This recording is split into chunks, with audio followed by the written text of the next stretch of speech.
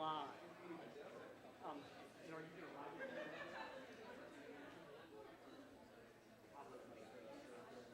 So there's a 3:15 slide something. Probably go back to my office.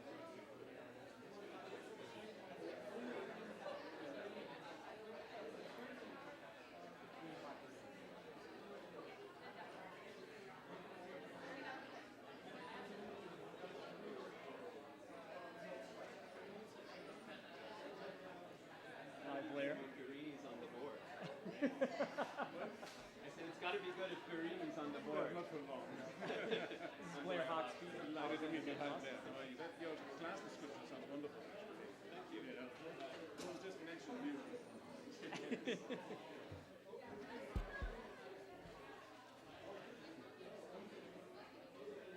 Do you remember what we did with the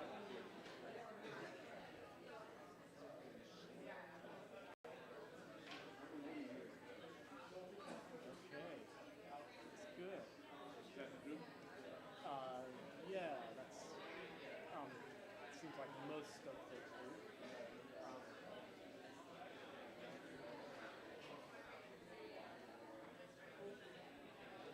Some philosophy graduate students up in the back.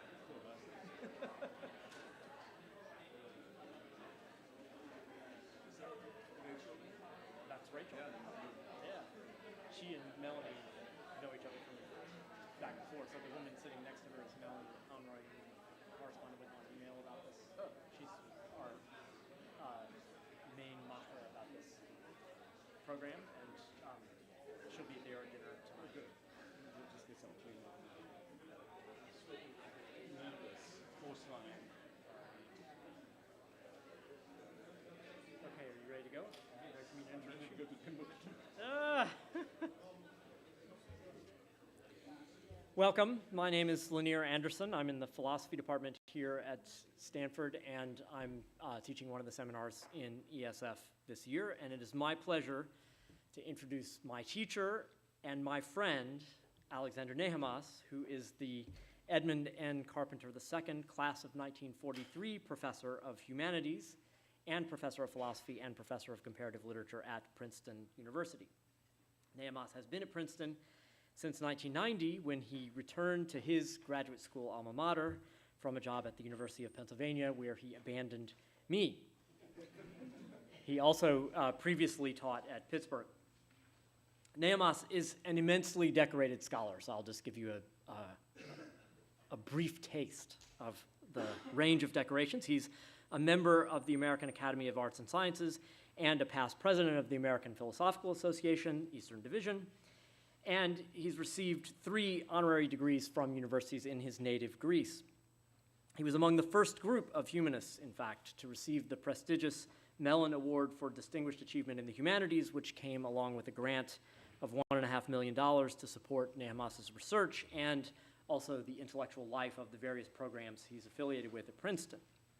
He's given several distinguished lecture series of major importance to philosophy and classics, including the Sather Lectures in Classical Literature at Berkeley, the Tanner Lectures, and the Gifford Lectures, and he's the recipient of major teaching awards at both Princeton and, before that, at Penn. He was the founding director of the Princeton Society of Fellows, and for 8 years he provided crucial leadership to the Princeton Council of the Humanities, which has helped to make Princeton an indispensable center of humanistic learning in North America. Nehamas's writing has decisively shaped the landscape of several different fields. His first book, Nietzsche, Life as Literature, which was the call out there to the world that drew me to Penn in the first place. I thought, I have to study with this man when I read that book.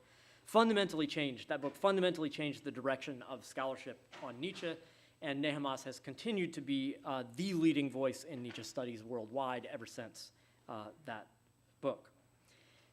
His book, The Art of Living, in 1998, which emerged from the Sather Lectures that he gave at Berkeley, did more than any other work, in my opinion, to reinvigorate for contemporary modern audiences the ancient idea that philosophy might be a way of life as opposed to just a theoretical enterprise.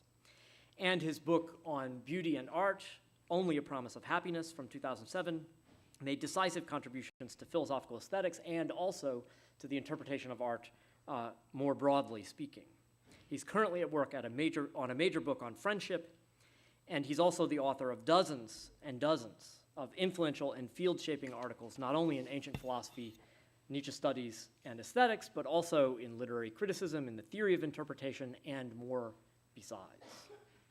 Nehemias has also been one of the few philosophers of his generation who have taken the time and care to give academic philosophy a genuinely public voice, engaging a wide intellectual public in the real life of serious philosophy through writing in the New Republic, the New York Times, the London Review of Books, as well as also through many venues in the broadcast media. I think Nehemias has always seen this public engagement as part of his broad educational mission as a teacher himself and as a learner himself. It's in that spirit, I conjecture, that he'll be speaking to us today and to you today in the effort to draw you into the life of the mind and into the educational enterprise as you embark on your own pursuit of higher education. So he's going to speak to us today about the proper ends of education under the title, quoted from Montaigne, "I would rather fashion my mind than furnish it." I give you Alexander Nehemias.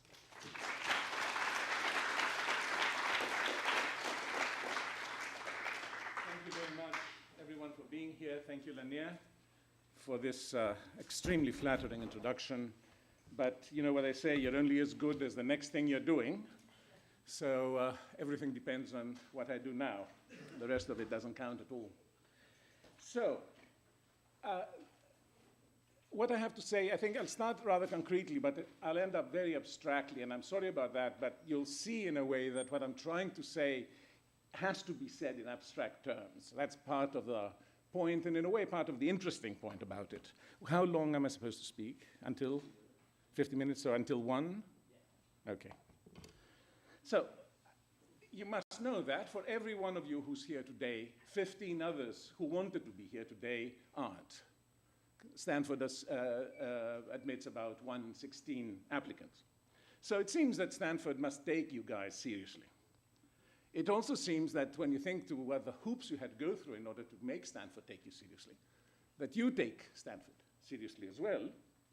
And since you're in this class, you must take your education seriously enough.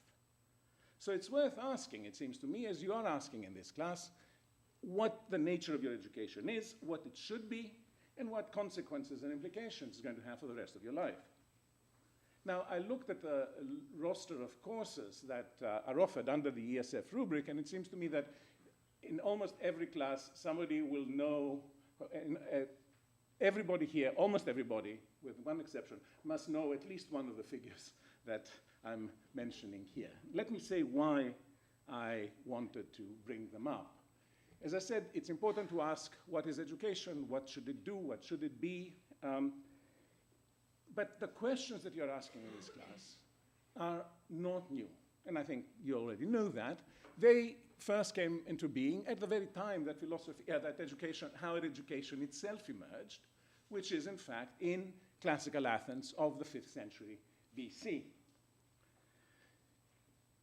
What's uncanny to me, and that's one of the themes that I want to touch on today, is how similar those questions have been from the very beginning until the last moment in the history of these questions, which is, I take it, this class that you are having at Stanford. They are very much the same, and the question is, to some extent, why? Why are we why are we asking the same questions? So the first professor of higher education is this man, Protagoras, who was one of the great figures of the sophistic movement in ancient Athens, and the first, as far as we know, to charge a fee for educating people. He was also the first to offer an educational loan. So educational loans, Pell Grants, or whatever it is, come up at the very beginning of education. What happened was that there was this man called Euthyllus, who wanted to study with Protagoras, but he was poor and didn't have enough money to pay the fee. So they made an arrangement that Protagoras would teach him for free, or rather would teach him, but he did not have to pay him until he won his first law case. So the guy took Protagoras' course and then simply did not go to court. He didn't judge, he didn't go. So Protagoras wanted his money, and he took him to court himself. And this I have to, oh, I forgot to write it down, okay. No, I didn't, I had it somewhere here, that's okay. We'll figure it out. Yeah, here's argument is this. Protagoras says, if Protagoras win, then Euthyphilus must pay me my fee because that's what the court will decide. Right? They'll decide you owe the money. If Euthyphilus wins, he has to pay me because he won his first case, which is what we arranged. Now, Protagoras, of course, notoriously taught people rhetoric and argumentation, and Euthyphilus had learned his lesson. So his counterclaim was, if Euthyphilus wins, he didn't pay because that would be the decision of the court. If Euthyphilus loses, he didn't pay because he hasn't won his first case yet. And this, believe it or not, is still, it's called Protagoras paradox, and it's still being discussed in law schools. They have not yet figured out exactly how to deal with a case like that. I think it's absolutely amazing. I love it. I didn't know about it until recently. Now, everyone I meet, I tell them this. You know? They really, when they see me coming, they leave. Anyway, so Plato, who's a great opponent of Protagoras, we'll talk about this in a minute, wrote a dialogue in which Protagoras and Socrates argue about the nature of education, and Socrates asks Protagoras, what is it that you teach?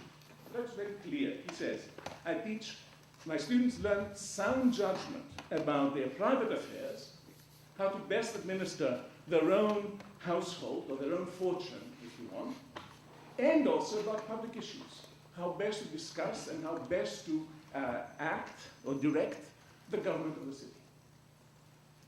And as I said, what he taught mostly was argumentation and oratory, what you needed in order to be a successful politician, especially in classical Athens, where you had to convince the assembly, the demos, the people, of the correctness of your views.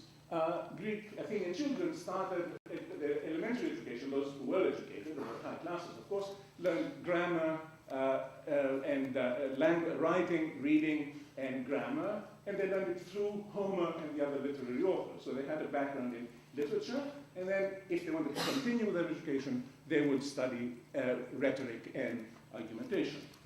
So what he teaches, and that's what Plato thinks Protagoras teaches, is how to run your affairs so you can be as rich as you can, or how to be one of the preeminent citizens in Athens. A crude way to put that is that you're teaching people how to be rich and famous. Which is exactly, I think, what he was planning to do. And at this point, Plato comes into the picture and says, look, teaching people how to be rich and famous, teaching them how to be successful is not what education should be about. Because success is compatible with cunning and dishonesty and hypocrisy and ruthlessness and immorality. We don't want to teach people how to cheat others so that they can be successful. We need to make them good in addition. They have to become rich and famous if you want, but to do it in the right way. And I, Plato, not Protagoras, know how to do that. And he outlines in his Republic, one of the great works of philosophy, an educational system that does not, like Protagoras, give only an intellectual content to the education. His system, like the Athenian system of education, starts very young, and for the first 7 years or so, the kids in Plato's ideal republic learn how to form the right kind of character. After that, they train in gymnastics, and after that in military affairs, and those who are good enough to continue are then trained in mathematics, and then they're trained in philosophy or dialectic, as Plato calls it. Then they have 15 years of practical experience in the city, and then they return back to philosophy and dialectic, and at the age of 50, this is not an easy educational system. At the age of 50, they finally understand everything. They now have become good people, and they become the famous philosopher kings that Plato is so famous for having brought in. So what does Plato do? He says, I will do the same thing that Protagoras does. My philosopher kings are, in fact, the greater citizens in the state, but they're also going to be good people. And we have the dialectical contrast. On the one hand, what education is about is teaching people how to be successful in the world. However that is done, we give them training to accomplish that, and once we give them training, it's up to them how they do it. On the other is a conception that says, no, we want students to become good citizens, moral people. So those are the two poles that I think educational theory has vacillated between since then. And I'll just give you a ridiculous potted history of the situation. Cicero, the great Roman orator and statesman, wrote a famous piece called De Oratore, which correctly should be considered on the ideal orator, where by orator he means statesman. And the question that the people, it's a dialogue, there are several people they're discussing, and the question is, what does the ideal orator have to know? And there are many people who say the ideal orator should know oratory. How to convince people on any issue, whether for or against. But the Ciceronian representative of that dialogue suggests that that's not enough. They also have to know philosophy, where philosophy is assumed to be not just a technical discipline, but a training of the self to be good. And once again, we have the contrast between pure oratory that makes you a successful politician no matter what, oratory for the right reasons, with the right purposes, on the other, that makes you the perfect Roman citizen, so to speak. Now, and I'll come back to that in a minute, Roman elementary education had three main branches, so to speak. All the children of the Roman aristocracy, for many, many years, began by learning Greek. And then they learned how to construe the ancient Greek texts. They learn how to understand them, they learn how to translate them, of course, and they learn how to evaluate. So they learn, again, Greek, they learn reading, writing, grammar, and literature. And oratory, for those who wanted to continue and have a public life, came afterwards. And the question, as I said, is, was this oratory enough? The Cicero's answer is no. Once again, we had that conflict that I was talking about. Another question that's raised in the dialogue, and I'm not going to go into it today, is why on earth should Roman boys learn how to be Roman citizens by reading dead white Greek men? Why should the study of a foreign culture prepare one for success or whatever in one's own culture? And that is a question that we're still asking today very, very much. We jump a few years, we come to the Renaissance when Guerino Guerini, a humanist teacher from Verona in Italy, claimed precisely to provide a liberal education, which for him included literature, rhetoric, and again philosophy, that would produce not only successful and moral, but also literarily sophisticated men, and all this is about men, of course, right? So, men of affairs. However, people who've actually looked at his educational program and what he actually taught find it extremely technical and pedantic. You had to do a lot of commentary on Latin verses and extremely picky work that did not seem to have the effect that officially the ideology of the teaching had as its aim, namely the production of a moral, all-around good person. It provided something else, and yet again we have that contrast. And finally, we also have, for the first time, clearly stated the contrast between training on the one hand and education with a capital E on the other. And finally, in the early modern period, Peter Rainus, in the 16th century, simplified and streamlined the educational system, took away all the remnants of Aristotelian philosophy that were making it complicated, and explicitly said, I'm just preparing people for careers. He was viciously attacked by those who thought that the purpose of education, again, should be the production of goodness and not just cleverness and success. But he was extremely successful and influential. His educational system was spread throughout the European universities. And my colleague Tony Grafton, who was here last month, argues that Peter Rainus is the person who invents the humanities as we know them today. That's where the humanities began. And a very influential person. But the question is, here is this problem that people have been sort of talking about again and again in the very same terms. So we come to today. Consider the following statement, and maybe some of you will recognize it, I don't know. Education, says this statement, aims, and I quote, to qualify students for personal success and direct usefulness in life, and to promote the public welfare on behalf of humanity and civilization, teaching the blessings of liberty regulated by law, and inculcating love and reverence for the great principles of government as derived from the inalienable rights of man to life, liberty, and the pursuit of happiness. Does anybody know where this is from? Sorry? The mission statement of Stanford University.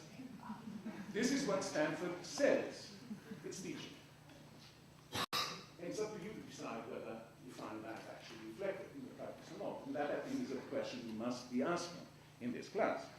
So the university promises to teach both to train you and to educate. And one of the questions one needs to ask here, are the two compatible?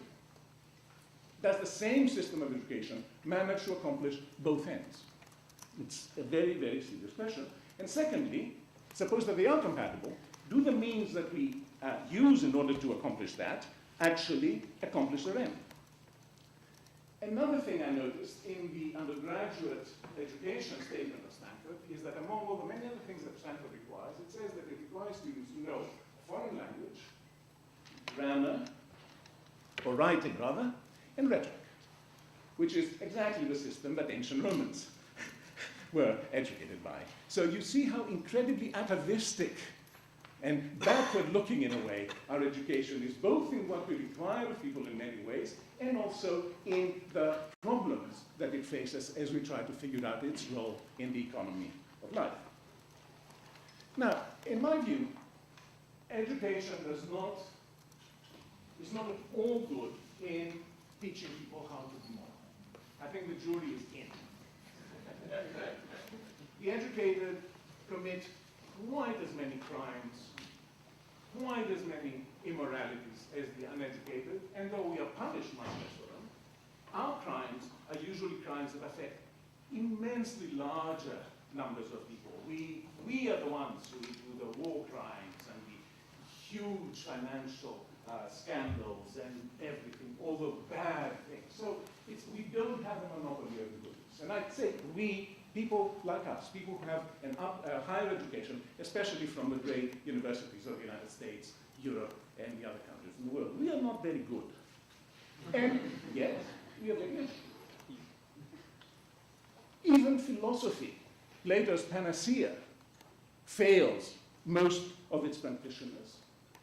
And when I say practitioners, I mean those who spend their life studying it rather than doing anything more with it. I hate to say that, and maybe my colleagues here will be very upset, but I know some philosophers who are not really very good people.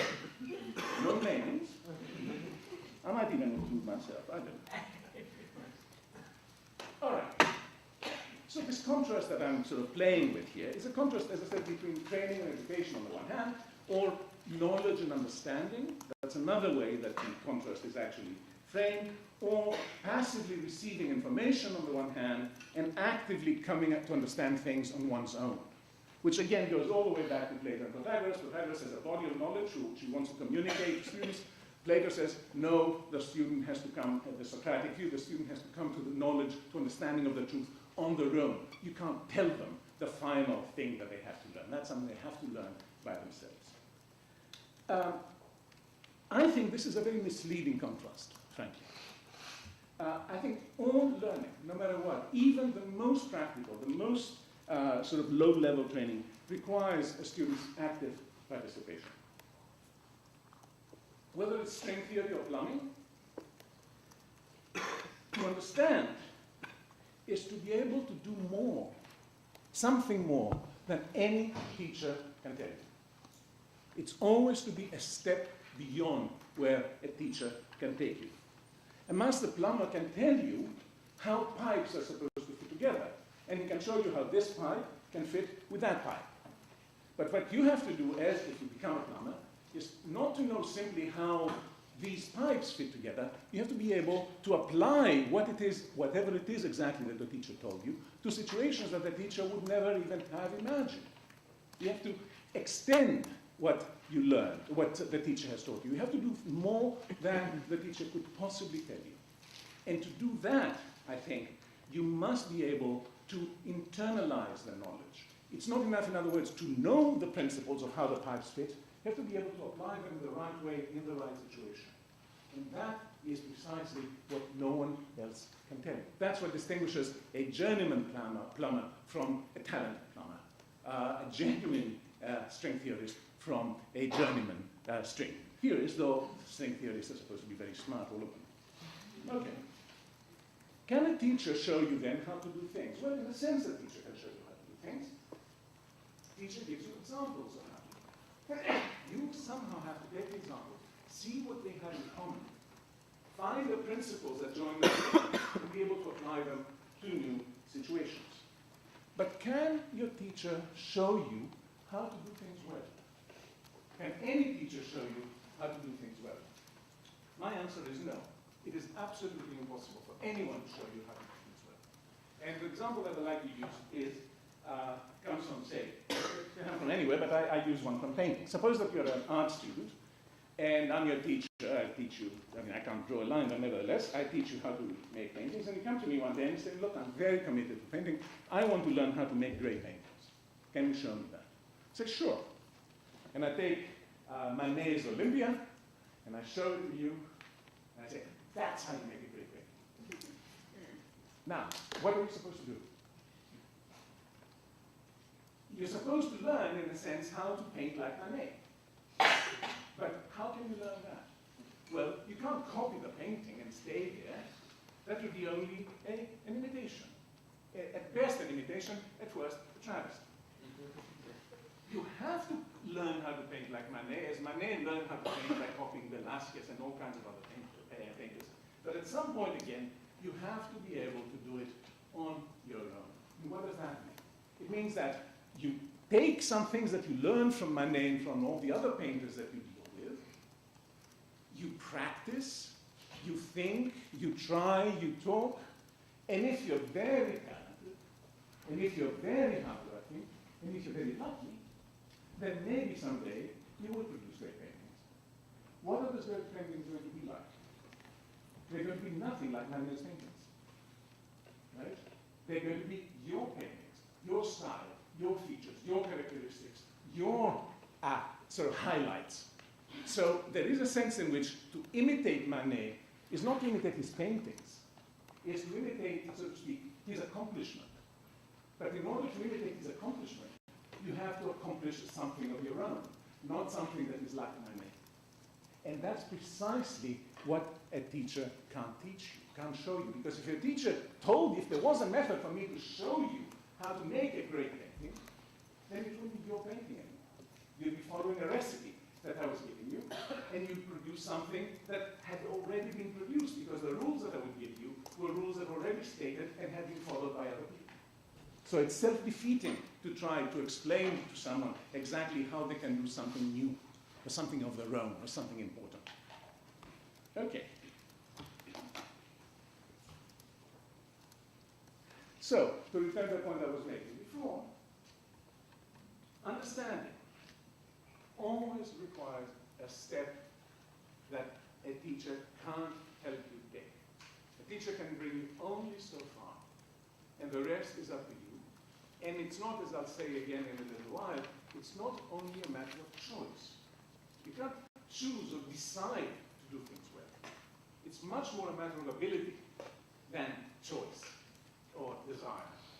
And precisely because of that, teaching has to stop at some point. Because from then on, it is your doing. If you have the ability, if you have the luck, if you have the strength of character, you might do it. If you don't, you won't.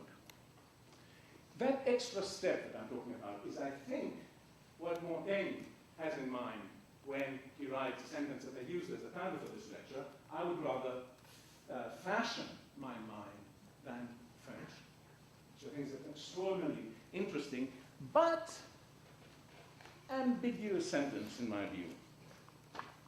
I would rather fashion my mind than furnish it. Well, what is there to fashion? I mean, with what or how are you going to fashion your mind? You can only fashion your mind if you've already have some furnishings for it. You need the furnishings in order to fashion it. So you can't have either furnishing without fashioning, or fashion sounds like a fashioning without furnishing. You must, so to speak, if you stay with a concrete metaphor, you must arrange the furniture that you buy once you bring it to your house. You can't just bring the boxes from IKEA and leave them there and say, now I've done it. You have to put them together in a particular way that will ideally reflect your own taste, your own desires, your own values. And I think, and this is where we might have a discussion about that afterward, how you arrange them, how you fashion them, and yourself in this sense, has to bear your own stamp. And that for me is absolutely crucial. What you accomplish has to bear your, this is misleading to say what you accomplish must bear your own stamp, because if it doesn't bear your own stamp, it's not an accomplishment. So if you're to accomplish something, whatever it is that you accomplish will be bearing, I say, your own stamp. Why? Why should it? Why is that a thing to aim at? Well, Stanford, like all the universities in the world today, offers an incredible menu of furnishings. Just incredible. I mean, not just classes, not just great professors, but, great books, great works of art, athletics, friends, lovers, I mean, all kinds of things that you interact with, and each one of which might provide you with some of the furnishings that are going to make up who you are, and which you, if you can, are going to put together in a way that is a way of your own. Let me stay with the academics, however, instead of trying to take all of it. The same principles apply there. Every course that you have, including this, depends on material that your teachers choose and arrange. Each course you take bears its professor's individual stamp. There's no question about it. Every course that gives you something, in other words, comes with someone's personality, someone's particular character sort of implicit in it. But what do you remember among the many things that you sort of are exposed to in college and university? What do we remember? It's, in a way, what I'm saying is very trivial. We remember the things that make a difference to us. The things that stand out, that in fact we remember, as opposed to everything else that sort of flows into some undifferentiated mass. We remember the things that stand out, that are distinctive or outstanding. And the question then is, what is it that makes something distinctive or outstanding or unforgettable to us? And my answer is that they do what they do in ways that are characteristically their own. Everything that we remember is something that has some interesting difference from everything else of its kind. That without that, things fall into the background. They are no longer salient. They're not objects that, so to speak, stand out in the sense that they're distinct objects that you can say, that, rather than, those books, or those paintings, or those teachers, for that matter. Here's a way of saying what it is that we admire when we admire something. We admire and respond to certain qualities of noticing, of characterizing, powers, if you want, of illuminating, persuading, changing. The way in which this noticing or recognizing is expressed, the texture of the characterizing, all that conveys something of the flexibility, the intelligence, the sensitivity, the interest, or the intelligence and responsiveness of the sensibility that is at work. In other words, it expresses an individual. What you see here, what you see in the things that you admire, in fact, I would say in the things that you love, which is also the same as saying in the things that you find beautiful. What you find in them is always something that says to you, this is a particular individual speaking to me, not just a generic, so to speak, character, but a person, an individual. And that's what we, I believe, are after. In other words, what college does with its incredible array of furnishing offers, so to speak, is to provide you with the opportunities to fall in love with things. And I mean it in the most literal sense. I mean teachers, books, people, classmates, whatever. All those things that you love, each one of which you see as a distinctive object of some kind or another, all those things are things that you yourself are going to use, to manipulate, to arrange, so that together they ideally will make you, let's say you, I mean me and everybody, I'm not trying to talk down to you about this, that they will make you somebody worth being noticed by someone else. So that you too will become somebody who is outstanding in some minor or major way among your peers, whoever they happen to be. What are the things we love? Or the people we love? They're things we want to spend time with. Things whose lives we want to intermingle with our own. Things that promise us that with them, things will be as they should be with us.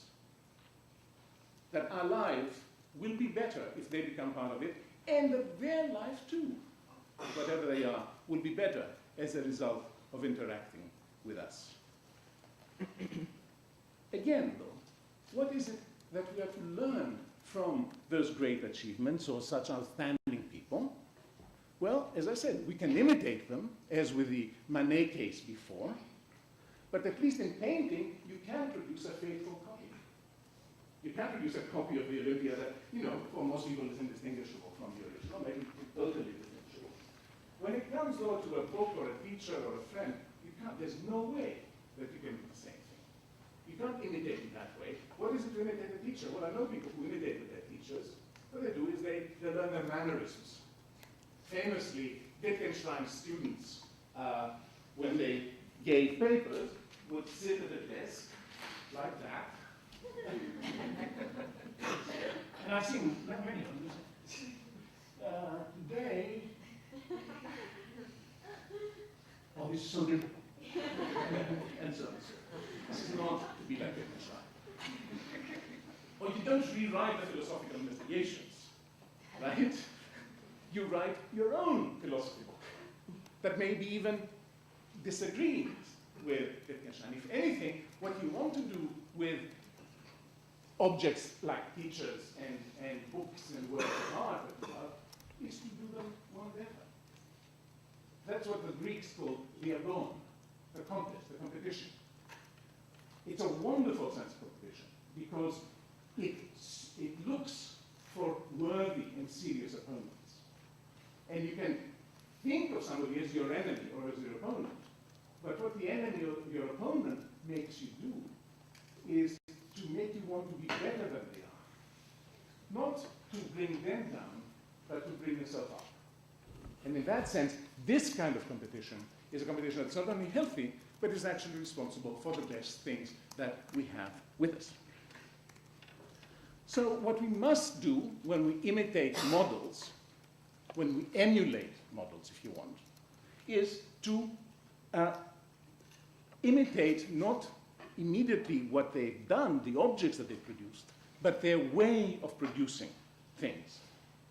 But as I said before, to imitate that, we must produce things that are significantly different from theirs, because otherwise they will just be copies or uninteresting, generic. Now, there is one sense in which it's absolutely impossible to do something that doesn't differ from what everyone else is doing. One thing that I hate about American elementary education is that when I would take my son when he was a little boy to school, every year or every week or every month, the teachers would all say, "We are so happy. We're so grateful that you send your children to us to educate. Each one is so unique. You must be so proud of them." And I say, if you don't mind, bullshit. Everybody is unique. Nobody has the same history as anyone else. Nobody is born in the same moment. Nobody has the same culture. Nobody has the same parents. Everyone is different. But that's a trivial way of being different. It's not a matter of pride. It's not an accomplishment. Being different everybody else, so what? What matters is not difference itself. It's significant difference, important difference, telling difference, a difference that makes a difference, if you want. Everything we understand, everything that we do, necessarily depends on everything else that we understand and do. Which is another reason, by the way, why no matter how many times a book or a text or a picture has been interpreted, the next interpretation is going to be different from the previous ones. Because it doesn't, again, how we interpret or how we understand something depends not only on that thing, not only on the history of its interpretations, but also on our own history and what it is that we understand. And that is necessarily going to be different from whoever has done this before. As I said, however, just because it's different doesn't make it any good.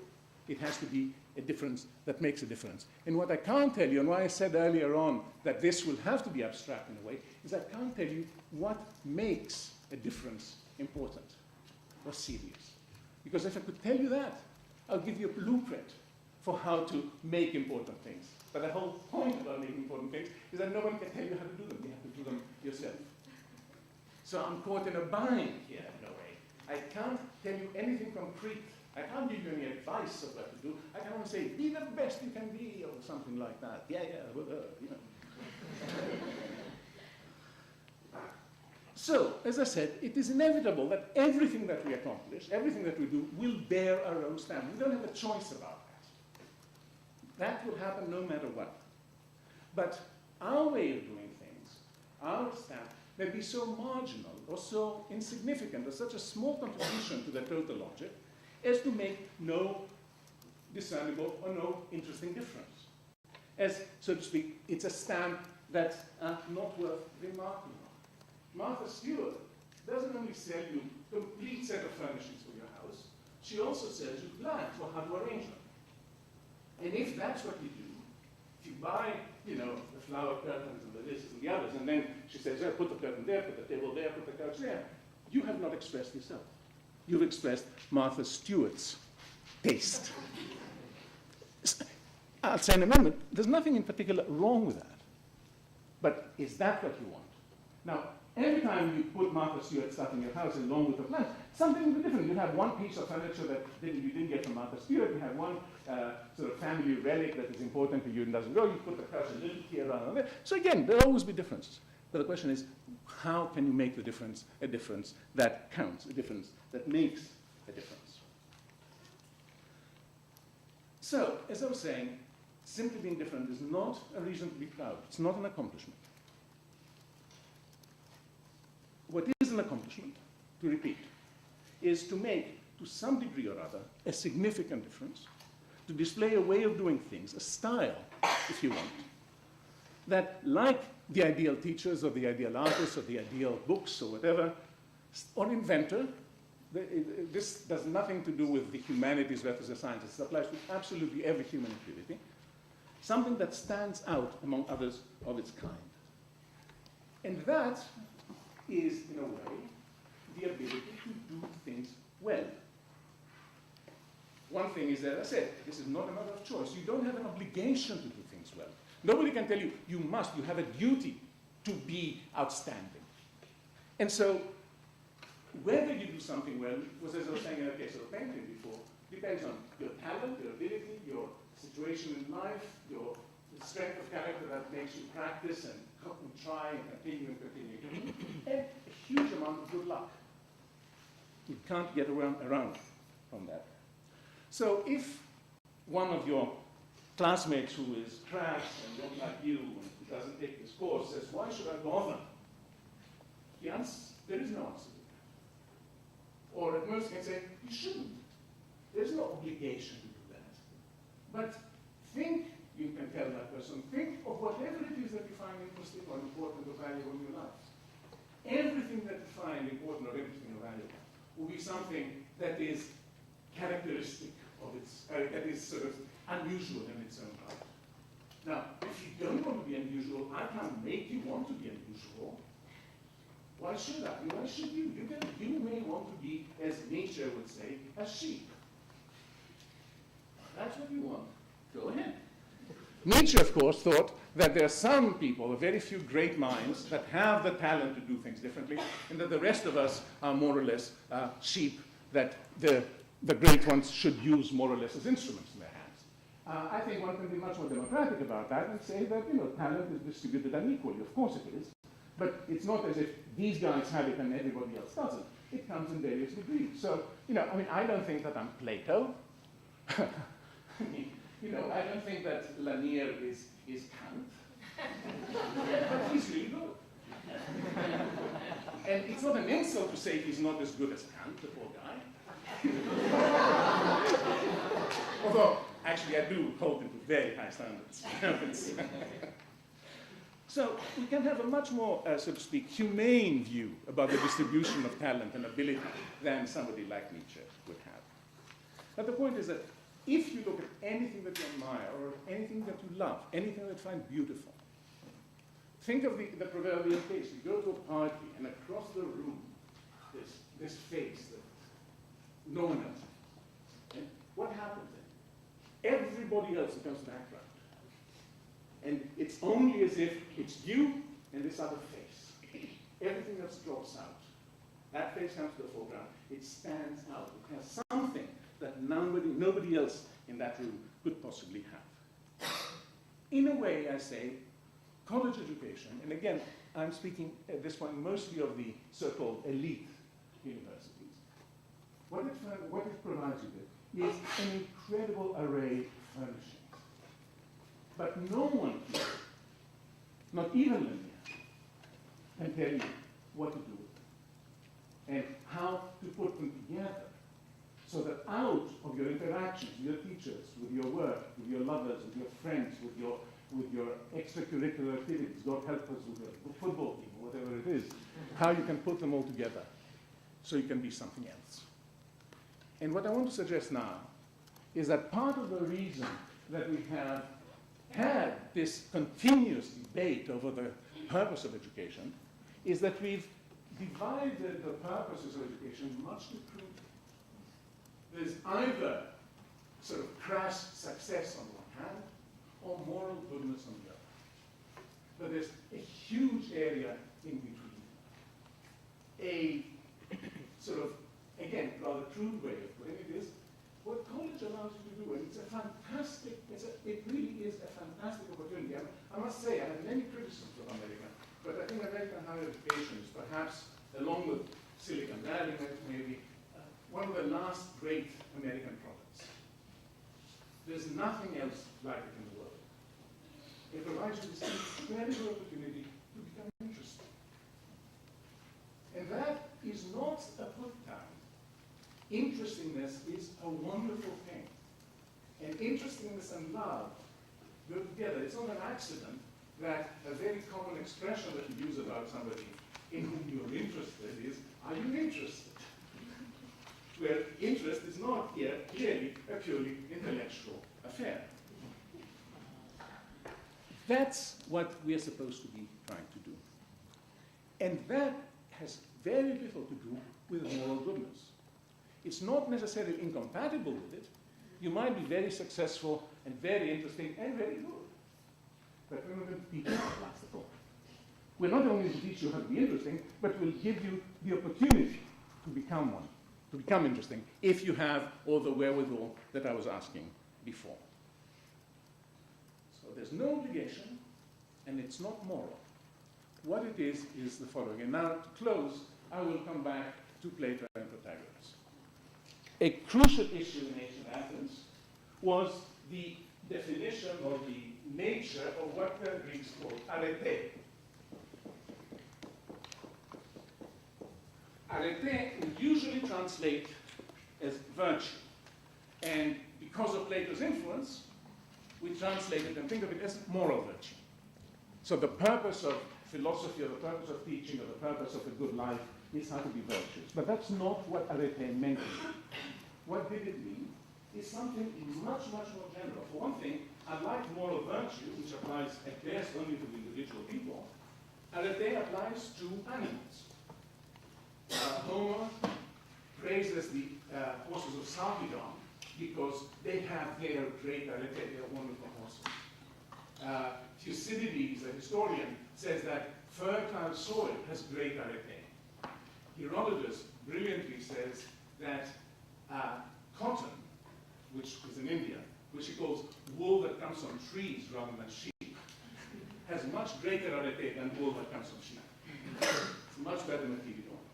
Plato himself says the arete of a knife is to cut well, the arete of an eye is to see well, the arete of an ear is to hear well, the arete of a human being is to be rational.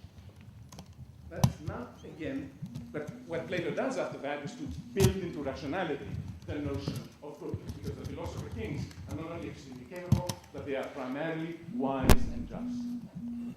But what I want to say is that the idea of the knife that cuts extremely well, the eye that sees extremely well, what are those things? Those are things that are outstanding in their own category. They are the best eyes, the best knives, the best horses, the best soil, the best wool, right? They are the things that stand out. So yes, I think that they were right. Arete is what a university, a college education, is supposed to allow you to accomplish, to achieve, if you have what it takes to do so. But we should not think that arete is either the crass success that Plato accuses Protagoras of having taught, or the moral goodness that Plato claims to be teaching for his own part. What it is whatever it takes to make something an outstanding, distinctive, individual thing that differs interestingly and importantly from its peers. And as I said, and I'll say it once again, no one can tell you how to do that. In fact, the best advice that one could give is to repeat one of my favorite aphorisms, or whatever you want to call it, of nature, where he has a little dialogue, where A asks B, what? He says, do you want no imitators? And B says, no, of course not, I want no imitators. I want everyone to fashion their own example, just as I do. Thank you.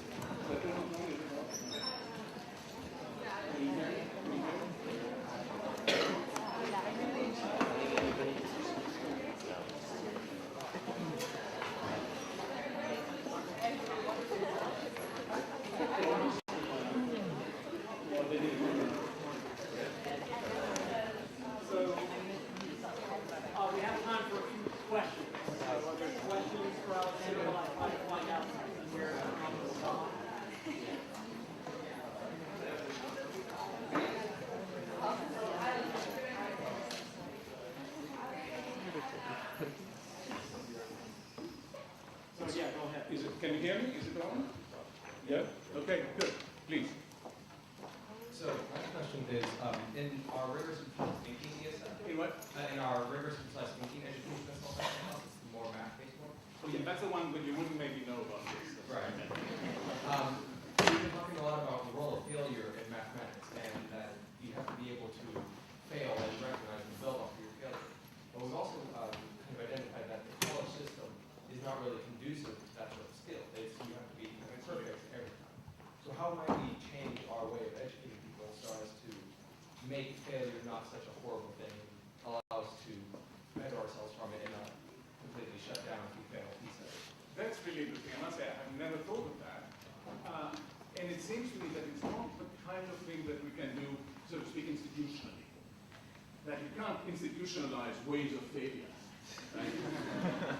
It's very difficult to think how you do that.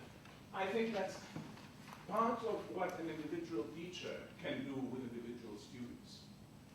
And also it seems to me that there you have to, the teacher would have to engage in some kind of elitist thinking. Because it's not, again, any failure that is the right kind of failure, right? I mean, if you forget how to add 2 and 5, and say 6, you know, I mean, that's not going to make Euler. So the failures have to be the kind kind of failures that, had they been successes, would have been important. So it has to do with difficulty. So I think it's very important sometimes. And I think that in a way, we have moved away from that. We have to give people difficult tasks. Tasks that we don't necessarily expect them to resolve well, at least on the first sort of take. But again, I can't tell you what kind of failures those would be. But it seems, especially in something like mathematics, where it's very, very important to get it absolutely right, otherwise you haven't gotten it. There's so many ways of getting it wrong that it's very important to give people problems, say, that they're likely to fail, and then show exactly where the failure is, what it was, and what not having failed would have meant. I don't know if that really answers what I say. I'm thinking on my feet now, which I never do.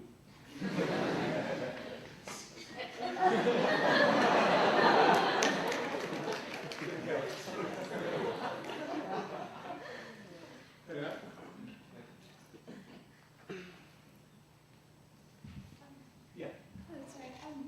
So I was wondering, when you talked about college kind of affording us the opportunity to fall in love with things, that really resonated with me. And I was just wondering, we like to think of college as this opportunity for us to really be independent and kind of design our future. But when people talk about love, they always say that it chooses you and you don't choose it. So I was wondering, to what extent do you think we really choose the loves that shape our lives, and to what extent do they just sort of find us by chance? No, I don't think you do. I don't think you do at all. You find yourself loving this, that, or the other. The question is then, given that that's happened to you, what are you going to do with it? In other words, I went to college and I fell in love with Proust, right? I mean, I didn't choose that. I mean, yeah, I did. I thought it was very sophisticated to love Proust, right? I mean, only very few of us did it. It's a difficult book and it's long, has many words. But that's not enough to get you to read the 4,000 pages, believe me. Snobbery is not enough to do it. So unless you end up finding yourself liking it, loving it, you're not going to continue. It's going on and on and on and on. And I don't even require of other people to love that book, right? First of all, I can't require of anybody to like it. But there are some people whom I respect very much, or I love, or I admire, who, if they don't love Proust, I'm going to be disappointed. By the same token, there are some people who may like Proust, and who the fact that they like Proust makes me very suspicious of myself, because I don't like it. You see how it goes? But again, the choice is not what to fall in love with. The choice is, okay, there it is. What am I going to do? And I think that whenever it comes to people or objects that we love, not only do we want to intermingle, as I said, our lives with theirs, we always feel, I mean, some of you may do that, we always feel there's something more in them that we haven't seen yet. And that something more, whatever it is a good thing. Trouble is, we can be really, really wrong. And what we spend our life trying to come to terms with and understand and spend our life may destroy our life. And someday, just like Proust's character Swann, after all these years that he spent torturing himself about this woman of death and being jealous and being torn apart by her, finally he marries her. One day he turns to himself and says, to think that I have spent all this time, that I've wasted so many years of my life for a woman that wasn't even my type. It's a very depressing thing to say. But there is a worse case, and that's again something that applies directly to what we're talking about. And again, I'll give you my personal experience of this. When I came to America from Greece, I'd never seen TV. We didn't have TV. So when I first came here, I thought, I went to a very intellectual school. And if it was monster movies on midnight on Saturday, it was okay to do that. But the rest of the time, you didn't watch television. People who watch television were generally fat. They had pimples. They drank Pabst. They sat on couches that the stuffing was coming out, and they watched 8.5 hours of TV a day. As it turned out, eventually, I rented a place that had a color TV, and I started looking at the TV, and one day I said, I spent so much time on this. that if I don't make something of it, I would have wasted a large part of my life. So I started thinking about TV, and I started writing about TV. And I watched a hell of a lot of it. And I think that was a very good thing for me. I think what I wrote about later in TV is really excellent. And it's made me a better philosopher. But my colleague and friend John Cooper thinks that I perverted myself. And I myself now think, am I better off than I was then? Because at the beginning I thought that anyone who watches TV is wasting their time and their life. Now, of course, I think it was a good thing that I watched TV. But now my standards may have been perverted along with my watching of TV. And I may be leading a totally degraded and perverted life and being perfectly happy doing it. How are we going to decide? There is no way. Maybe if, I am pleased with the articles I wrote, but I may be deceiving myself. Maybe some other people will like them, that's some indication that wasn't so bad, but maybe those people are perverted. There is no final answer, as there is no final answer about anything, except maybe mathematics. Okay? Thank you. My question was that you were talking about how teachers can't teach us to be great, that teachers can only show us certain examples, and then from those examples we can learn how to apply them to situations that we haven't seen before. Learn is a difficult word here. I mean, because learning means as if there's something concrete that you pick up, right? We become able, let's say. Yeah. So I was just wondering, it seems like concrete learning about finite subjects can be, I could read that from a book. So if learning about different types of examples is what a teacher teaches you, then what could possibly make you a good teacher in your eyes? Whatever it is that makes anybody a good anything. Right? And again, there is no general account we can give of goodness, you see. Because goodness is always manifested or expressed in a particular way, in a particular context. You can't even say what makes two painters of the same period good. Why are Manet and Courbet both good? Well, you can say, question anything, right? Because they make paintings that change your view of the world. They use paint in different ways. They use paint unlike anyone else. They paint fat people, which nobody did before, something like that. But that doesn't tell you anything. You see, they do things in different ways. That's what you're saying. And the different ways in each case different from anything else. And if you try to repeat it, you can only successfully repeat it by doing yourself something different. So there is, again, no sort of recipe, if you want, for how to be anything good, including a good teacher. You can claim to yourself to be a good teacher, though I don't know that many good teachers do that. But that's neither here nor there. You see, I mean, many bad teachers think they're good, many good teachers think they're bad. You know, self-consciousness on this level is a very, very misleading, can be very misleading. So I wanted to say one more thing about the question. You said if a teacher just shows you examples. A teacher doesn't just cite the examples. It doesn't give you a list.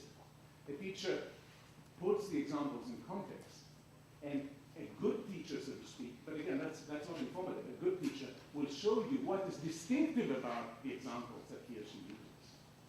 But what counts is what is distinctive. Again, it's something that I can't say in general. So I don't know if that's a bind or not, but there comes a point where all this articulates, all these years of education and learning how to explain things, just stop. I say, there's nothing more that I can say. From here on, you're on your own, which is in a way exactly what Socrates and Plato, as long as he was Socrates' disciple and not this clever guy that you believe he was, did.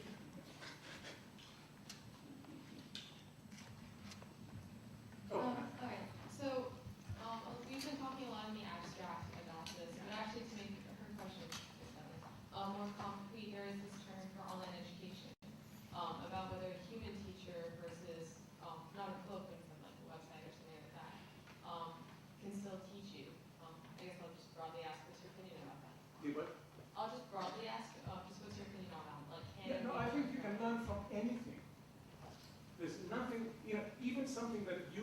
consider absolutely horrible may be something that I might be able to use in the most productive, imaginative, fantastical way. So again, one reason not to be an elitist in this particular context is that we don't know whether something is good or bad until we see what can be accomplished on its basis. Now, there are some things that we know are unlikely to produce that because they are themselves very generic, very uninteresting, or whatever. But something is uninteresting until someone makes it interesting. And that can happen with anything at any time. That's a cliche, but in the 19th century, Lord Kelvin said there are only two smoke clouds in the horizon of physics. Everything else we saw. The two small clouds are the created relativity theory and whatever, quantum physics or whatever it was. For him, there were two little, sort of insignificant little events. They turned out to be the most important. We can't. And generally, it's a horrible thing that we always try to predict the future. We can't. We are really constitutionally incapable. When we said in the 60s and 70s, futurology was a huge field. There was a man called Herman Kahn and Alvin Toffler. They were writing all those books about what the future would be like. It's embarrassing to read today. The other one got it was Jules Verne. The other one got it a bit right. That's because he's a fiction writer. So yeah, I think anything can be useful. We don't know what. So websites. You say websites, and I feel myself cringing in a way because I shouldn't. Websites and everybody, bloggers, stupid people. Yeah, but as Josh and Lania know, I believe that most everything is bad in the world. 99.9% of the novels ever written are horrible. 99.9% of the paintings that have been ever painted are horrible. We look at the cream of the cream of the cream of the cream of the crop. A few years ago, many years ago, the Metropolitan Museum of New York had a few rooms devoted to what they called second-rate paintings of first-rate painters, or first-rate paintings by second-rate painters. And frankly, you couldn't really tell the difference, because anything that the Museum of the Metropolitan would keep in its vaults was already way, way up there. But if you think that it's not only Manet and Rembrandt and Velázquez, but also purple velvet Elvises that count as paintings, you see what incredible crap there is. It's what, 0.something% is that good. I once found out that in the 1820s there was a ladies' lending library in Boston, Massachusetts, that listed 2,800 novels already in its collection. Now, those 28, I know very few of them would be in the canon of Western literature. Okay? Most novels we have forgotten about. Then there are questions about, are we right to forget them, or maybe they were good and we missed them. And to come back to your original question, many of the novels that we've thrown away, thinking them back, might one day be interpreted by somebody in some way that shows us they were actually much, much better than we believe. So, democratic attitudes are okay. Yeah. Hi. So kind of going off of a couple different points here about good teachers. In one of the essays by Montaigne that we had read in my seminar on the education of children, he really makes a point to talk about how in order to incorporate lessons into one's own philosophy, there has to be good material to work with, that their soil has to be fertile, something for the teachers to shape. So basically, does everybody have that type of fertile soil to have the inclination to do something about the things they love, to incorporate something beyond themselves into themselves? Are we all naturally inclined to? Again, nature's answer is no. Very few people do. They are great artists, the great architects, the great politicians, whatever. Most of the rest of us don't. But I think, as I was saying before, that it's a much more gradual affair. Some people have more, some people have less, some people have even less, and there may be some people who never had the opportunity to show what they have. Also, if you're hungry all the time, you're not going to be, trying to paint a great fresco. You know, we're trying to go and find food. Aristotle said that first men got leisure and only then did they start doing philosophy. You know, it doesn't work the other way. So, I mean, there are many factors that may prevent somebody who has ability and talent from exercising it or manifesting it. I'm not denying that. But by the same token, I don't think is elitist in any way. I think people have extremely different powers and different sort of amounts of talent or whatever. When we talk about painting, it's not elitist to say that Michelangelo and Raphael are greater painters than so-and-so. Nobody bothers us about that. For about 5 years in English departments they did, but that's okay. You know, that's not elitist. Velázquez is a greater painter than Bouguereau. Everybody will, you know, maybe somebody else will come and show us that he isn't, that Bouguereau is a greater one. But the point is that we don't think that's a bad thing. I think the same thing applies, the same thing that applies to the arts here, applies to life in general. People have different abilities, and not everybody is as gifted as everyone else. That doesn't mean they shouldn't vote, or that we should beat them on the head, or anything like that. But they are not the ones who are going to be the names of tomorrow. And very few stay like that. Who has the microphone? Okay. So you talked a lot about the main focus. Yeah. What a liberal education can do for someone is provide them with a lot of furnishings so they can fashion themselves. But still, in a lot of these institutions' mission statements are like, oh, we want to prepare students to be better members of society. We want to promote the general welfare. Do you think that that's still possible with? Is it reconcilable with, like, just this journey of self-fashioning? Well, it's not incompatible, right? It's not incompatible. It doesn't mean, in other words, if you fashion yourself, you're going to end up being an immoralist. Yeah, or maybe better, like, what's its place in relation to? What? What's its place in relation to The preparation for Yeah. good citizens. Well, look, again, I think that what universities can do is more or less give you a lot of information about what it takes for a society to function well, about many of the things that people need to do if they're going to act well. Trouble is, of course, that those things change. They change much more quickly and much more often than what it is to be distinctive. Right? And so, very often, by the time that a generation has gone through a college or whatever, the standards have changed and you're not really prepared for it. On the other hand, I think that we need to realize that much of moral character is formed very early. And Plato knew that. That's why he begins elementary education with trying to make kids appreciate the right things, and says, we'll teach them now before reason has come into their mind. We'll teach them how to love the right things, and then when reason comes, they'll learn the reasons why they love them. The trouble is, and even a committed Platonist like myself can't get rid of that nagging sense, that it's very difficult to distinguish between education and coercion. You see here. And whenever a system of education has actually claimed to produce moral people, it has been an authoritarian, if not totalitarian system. We are not agreed on what it means to be a good citizen. It's one of the most sort of contested issues in the world. So it's very difficult to say, how do you prepare one?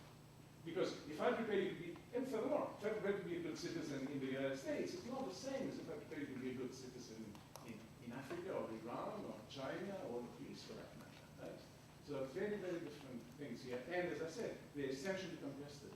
Whereas the notion of distinction, I mean, it is contested, but it's not nearly as contested. Because if you look back and see who are the people, the works, the accomplishments that we admire, every one of them has that feature. That's as well as I can provide that. But I think, basically, as I said before, we fail. We fail. We do not produce, by and large, moral people. Some people who in colleges produce are moral, great. I mean, I don't know, Mother Teresa may have gone to college, I don't know. But, you know, it's not clear the college was what we did. Wow. Just a quick follow-up on this. Because you did start off by praising the American college system, and looking at, you know, especially the earliness there, it seems like one of the distinctions, say, of Plato and Cicero's, was an emphasis on dialogue. And it seems like, so I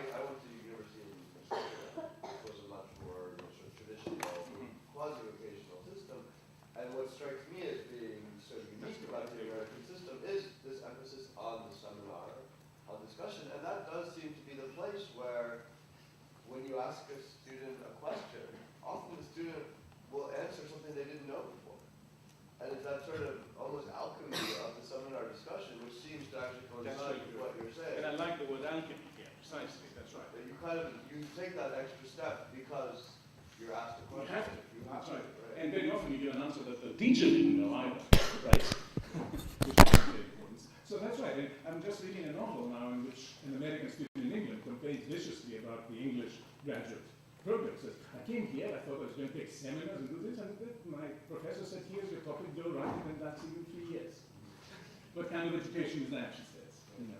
No, I think that seminars are extremely important. And you're right, of course, about Plato. Except that, yes, Plato, by the time he writes the Republic, yes, it is dialectic, it's dialogue, but he knows where he's going all the time. He knows exactly what the right life is, he knows exactly what counts as goodness, and what he wants you to do is learn it. Say yes, sir. And say, in the end, say yes, sir.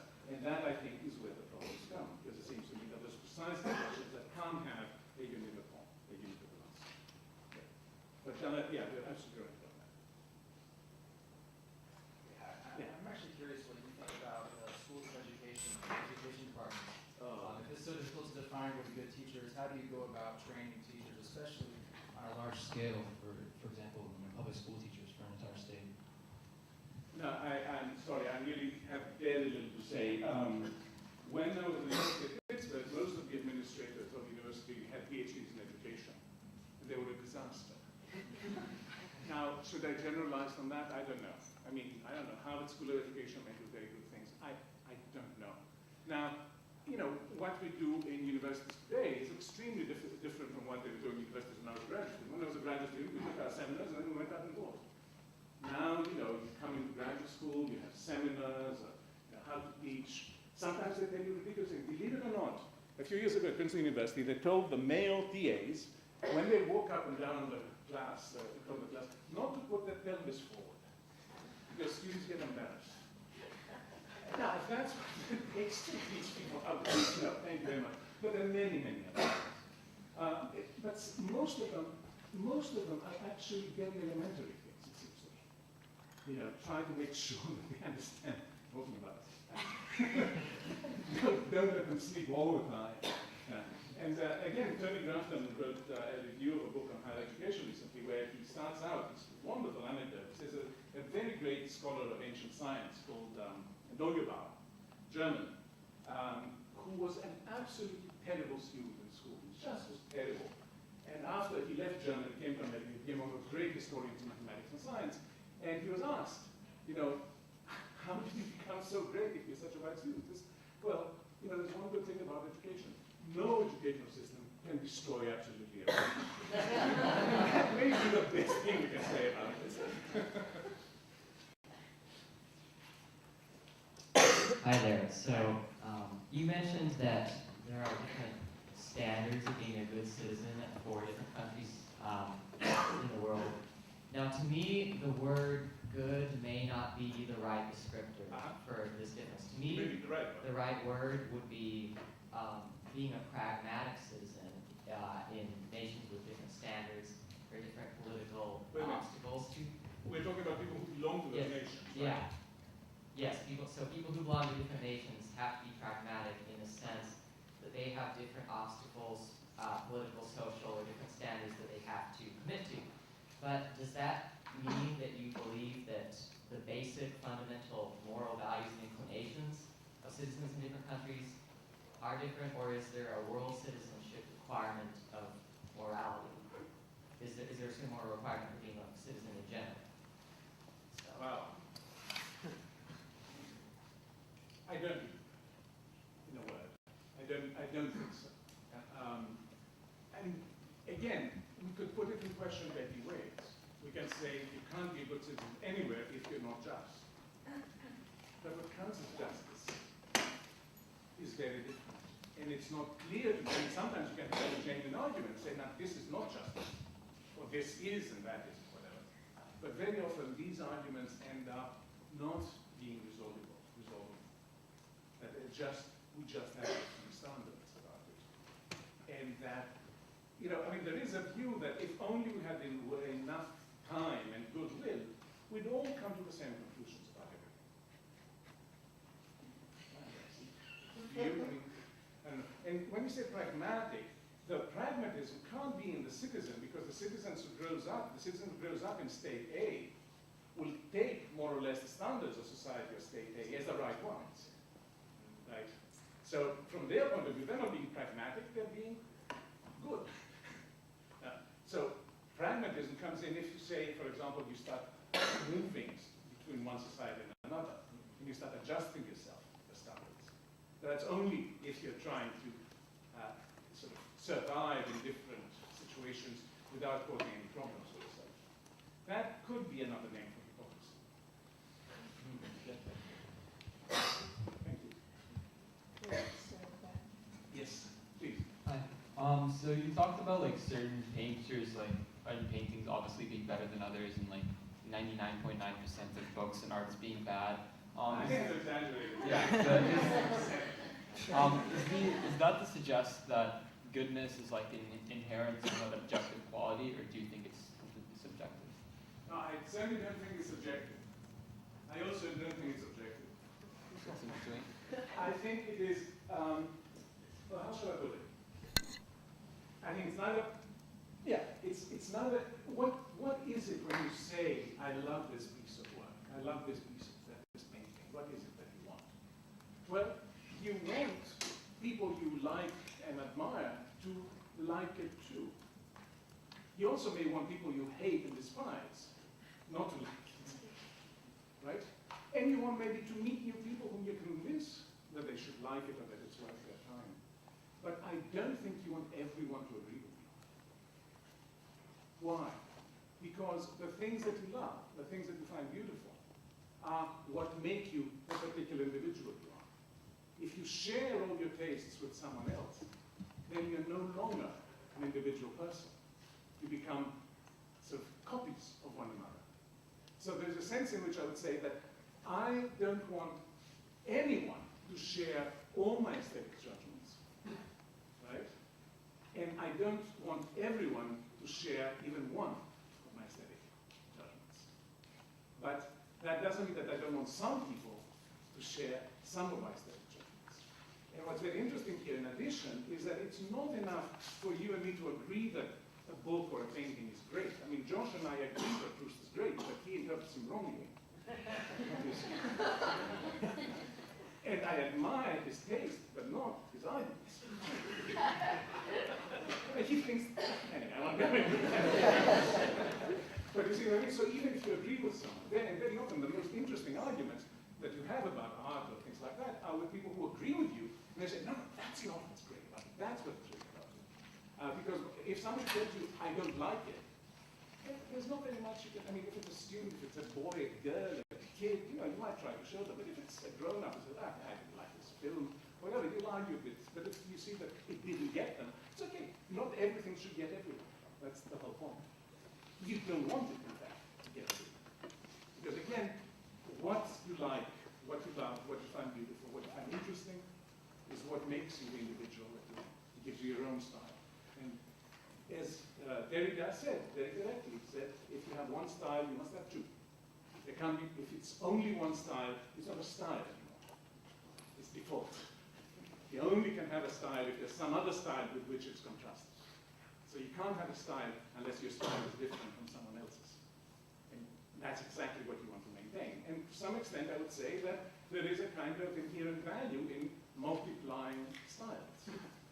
After all, that's what we want in the arts. We want people to come in and write differently and paint differently and make new kinds of art, right? We don't want them to converge the same way that you might want them to converge in physics, right? We still have the notion of evaluating art, saying that this is better than that, this is worse than that, and so on. But what we value is a new way of doing things that doesn't, so to speak, break the rules. That brings new rules. There's a wonderful essay by the critic Dave Hickey, where he describes watching the basketball player, Dr. J.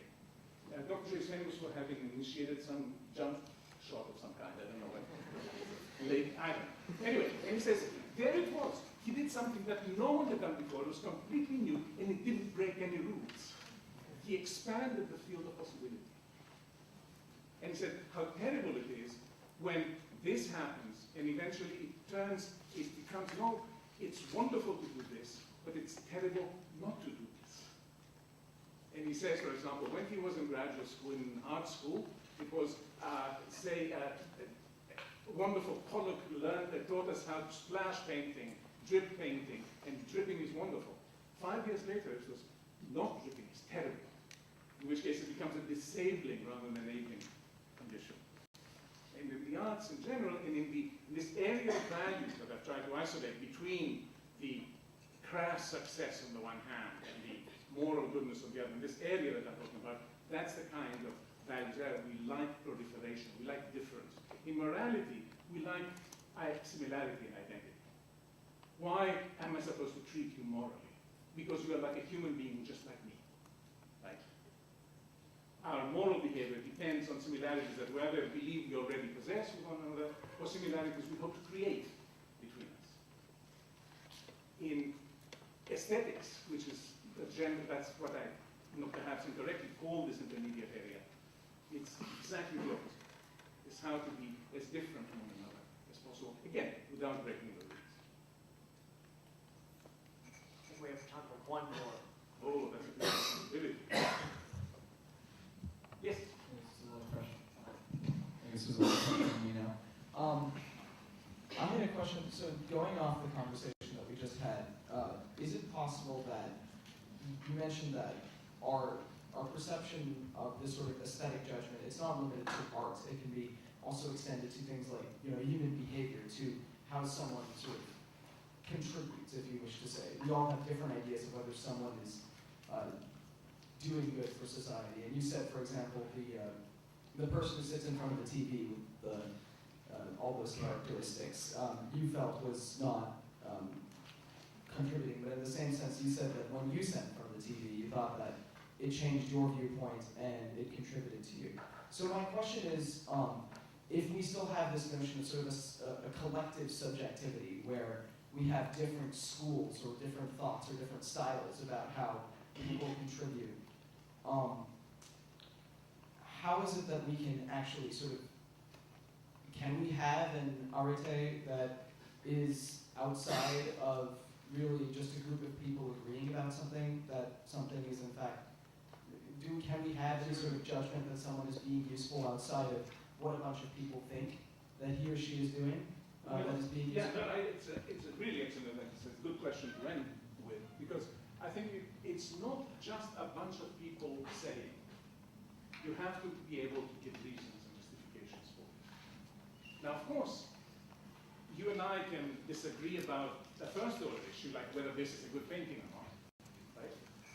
And then we might find that actually we agree on the reasons that we think paintings are good or bad, but we also could find that we don't agree on the principles, right? And then the question is, how do we decide?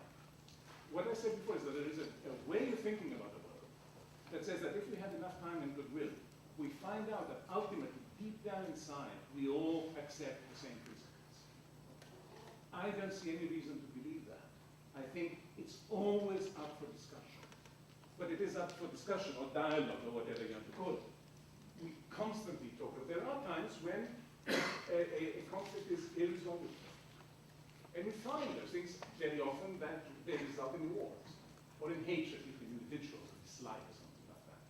But many others, by going more abstract, more general, we find a common ground. And then we can go up again, you see, to the particular issue and agree, or maybe even, as I say, agree to disagree. But I want to say one more thing about a fat guy with the pimples. We call those people what, couch potatoes, right? They're not. The couch potato is the intellectual who sits in front of the TV for 20 minutes once and says it's bad. Because he's a couch potato in the sense that he doesn't know what to look for. To appreciate even something like television, you need to know what to look for, what counts as important, what counts as unimportant, what is an illusion, what isn't. I've written something about this show that I love called Stanford, which is absolutely full of references to other television works. And television does that a lot now, but now it's become almost a cliche, but it wasn't at the point. And he said, well, what's so important about that? They're only referring to television. And I say, yeah, of course, it's television. What do you want it to refer to? I mean, it's a poem. It refers to all those poems. If it's a novel, it refers to novels. And television will refer to television. But to be able to appreciate it, you have to be educated. And education, again, depends on the medium that you focus on. So it's the snob intellectual who sits there more or less without understanding and without sensitivity, and then pronounces on the issue, which is exactly like somebody coming and saying, oh, well, what we philosophers do is so useless, without knowing very much about philosophy, or whatever it is. What these people do doesn't mean anything when you don't know what it is that they do. The trouble is that if you start learning what they do, you might buy into their principles and be wrong. And that was the problem that I was talking about before, about TV. But you're absolutely right. This is a really crucial question. Part of why we people become philosophers.